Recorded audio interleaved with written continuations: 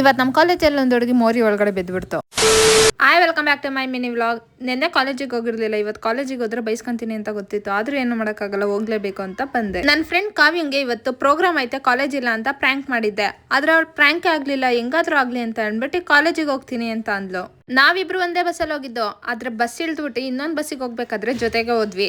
MBA friend ಒಬ್ಳು ಇಲ್ಲಿದ್ಲು ಅಂತ ಮಾತಾಡ್ಸೋಣ ಅಂತ ಹೋಗಿದ್ದೆ. ಅವಳನ್ನ ಮಾತಾಡ್ಸೋ ಅಷ್ಟರಲ್ಲಿ ಇಲ್ಲಿ ಯಾವುದೋ ಒಂದು ಹುಡುಗಿ ಮೋರಿ ಒಳಗಡೆ ಬಿದ್ಬಿಟ್ಟಿತ್ತು.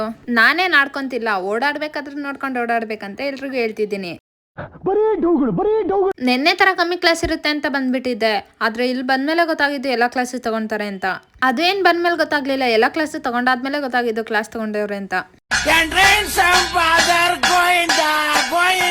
ನನ್ನ ಫ್ರೆಂಡ್ ರಮ್ಯಾ ಬ್ರೇಕ್ ಅಲ್ಲಿ ಕುತ್ಕೊಂಡು ಫಸ್ಟ್ ಡೇ ಆಫ್ ಕಾಲೇಜ್ ಅಂತ ಸ್ನಾಪ್ ಆಗ್ತಾ ಇದ್ಲು.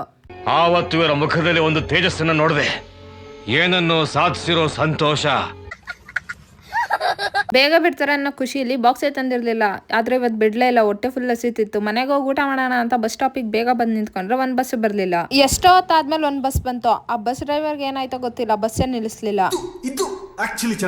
ಅದಾಗೊಂದ್ ಸ್ವಲ್ಪ ಹೊತ್ತಿಗೆ ಇನ್ನೊಂದ್ ಬಸ್ ಬಂತು. ಆ ಬಸ್ ಹತ್ಕೊಂಡು ಬಸ್ ಸ್ಟಾಪಿಗೆ ಬಂದ್ರೆ ಇದ್ ನೋಡಿದ್ರೆ ಕೆಳಗಡೆನೆ ನಿಲ್ಸಲ್ಲ ಅನ್ನುತ್ತೆ, ಮೇಲ್ಗಡೆನೆ ನಿಲ್ಸುತ್ತೆ. ಈ ಬಿಸಿಲಲ್ಲಿ ಕೆಳಗಡೆ ನಡ್ಕೊಂಡು ಹೋಗೋಷ್ಟು ಸುಸ್ತಾಗೋಯ್ತು. ನಮ್ ಗೌರ್ಮೆಂಟ್ ಬಸ್ ಸ್ಟ್ಯಾಂಡ್ ಒಂಥರ ಪಾರ್ಲರ್ ಆಗ್ಬಿಟ್ಟೈತೆ. ಇಲ್ಲಿ ನೋಡಿದ್ರೆ ಮೆಹಂದಿ ಹಾಕೊಂಡ್ ಕುತ್ಕೊಂಡ್ಬಿಟ್ಟವ್ರೆ. ಮೇರಿ ಲಡ್ಕಿ, ನಿನ್ನಂತವ್ರು ಇನ್ನೂ ಈ ದೇಶದಲ್ಲಿ ಇದಾರ? ನೀನ್ ಪಾದ ಜೆರಾಕ್ಸ್ ಮಾಡ್ಕೊಟ್ಬಿಡು, ದಿನ ಸಾಯಂಕಾಲ ಬೆಳಿಗ್ಗೆ ಇಟ್ಕೊಂಡು ಪೂಜೆ ಮಾಡ್ತೀನಿ.